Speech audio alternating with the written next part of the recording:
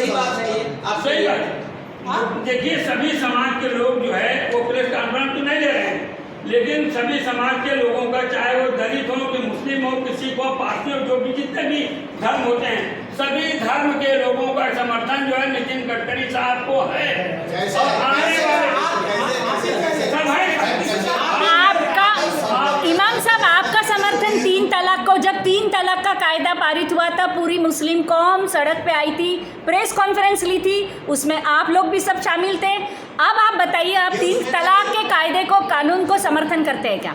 ये उसमें नहीं थे। देखिए उसमें ये रहा कि 3 तलाक जो हमारे यहाँ मुस्लिम मसाइल में क्या है कि अगर शौहर पति जो है अपनी पत्नी को 3 बार एक साथ में तलाक दे देता है तो इनका मानना है कि तलाक नहीं होती, इनका तलाक नहीं होती, ये गवर्नमेंट का करना है। लेकिन हमारे यहाँ मजहब इस्लाम जो हमारे यहाँ कुरान हदीस जो बताता है उसके हिसाब से तलाक हो जाती है।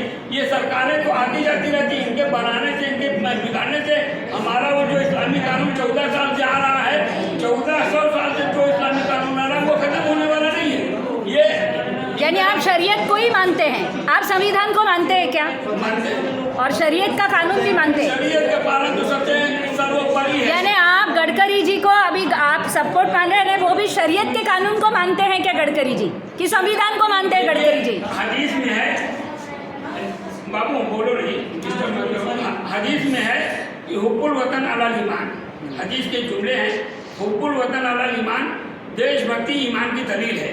जो और ये भी कुरान ने कहा, आप ये कहना चाह रहे हैं हुब्बुल वतन अलल ईमान की हदीस बयान करके कि मुसलमान देशभक्त नहीं है, देशभक्त है का मानना है, और आप भी ये मान रहे हैं क्योंकि आप कांग्रेस से बीजेपी में जा रहे हैं। हुब्बुल वतन अलल ईमान यानी कि देशभक्ति ईमान की दलील। अपने मुल्क सब कर रहे हैं, अपने मुल्क से मोहब्बत करना, अपने मुल्क से मोहब्बत करना ये ईमान की दलील है। और उसके बाद आपको बताऊं, कुरान ने साफ जुमले में कह दिया कि लकुम दीनुकुम, जो मैडम ने भी पूछा कि लकुम दीनुकुम वलिय दीन, तुम्हारा धर्म तुम्हारे लिए, हमारा धर्म हमारे लिए, तुम अपने धर्म पर जो कायम रहो, हम अपने धर्म पर जो कायम रहे। यहाँ बात धर्म की हो ही नहीं रही ना, यहाँ तो बात हो रही है कि आपने पूरे मुस्लिम समाज की तरफ से समर्थन डिक्लेयर कर दिया है। बात यहाँ हो रही है क्योंकि आपने अपने प्रेस नोट में ही लिख दिया है, टाइटल डाल दिया आपने कि मुस्लिम समाज का भारी समर्थन। आगे प्रेस कॉन्फ्रेंस स्पॉन्सर कौन किया? ये प्रेस कॉन्फ्रेंस स्पॉन्सर कौन किया? साहब, ये प्रेस कॉन्फ्रेंस किसने स्पॉन्सर की? जिसने स्पॉन्सर की उन्होंने किसी को भेजा नहीं आपके साथ?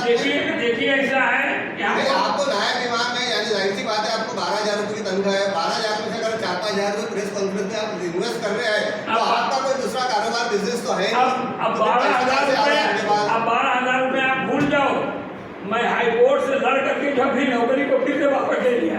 अब 12,000 आप भूल जाओ, बताओ आप 25,000 ले रहे हो, तनख्वाह रहती उतना मेरे। अगर आप 25,000 में ले रहे हो तो उसमें भी क्या हुआ? प्रेस कॉन्फ्रेंस को स्पॉन्सर कर रहा है। समाज को क्या ऐलान करेंगे, बोलिए। समाज को मैं यही इतना ऐलान करूंगा कि भाई देखिए, सबको देखा, नितिन गडकरी को देखा, आज नितिन गडकरी साहब जो हमारे मुस्लिम समाज या राष्ट्र की सभी जनता, दलित मुस्लिम सबके साथ में वो खड़े हुए हैं।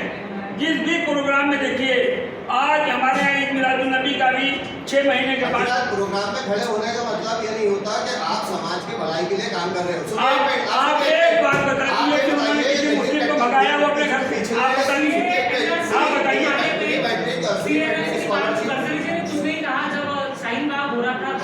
गडकरी जी राष्ट्रीय प्रवक्ता नहीं है।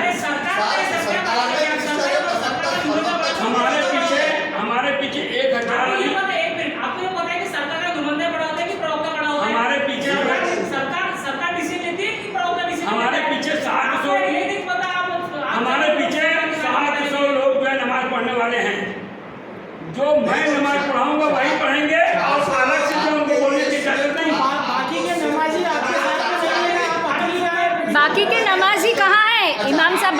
बाकी के नमाजी कहाँ है? आप उनकी जिंदगियों का फैसले करते हैं नहीं, तो फिर आप ये दलित नहीं कैसे रहे? आपने कहा मेरे पीछे 700 है तो 700 मैं जो कहूँगा वही करेंगे, यानी 700 वोट पक्के हो गए गडकरी जी साहब के। 700 वोट पक्के नहीं हुए, तो आपने कसम खाई ना मालूम 700 कितने हो गए, क्योंकि कई जगह विभिन्न मैंने लिखा पर्चे में। बोला साहब, आपके मुस्लिम समाज के प्रति विभिन्न मस्जिदों में आपके मुस्लिम समाज के प्रति नागपुर शहर में पिछले 10 साल में 13 उर्दू मीडियम की स्कूलें बंद कर दी गई। सांसद गडकरी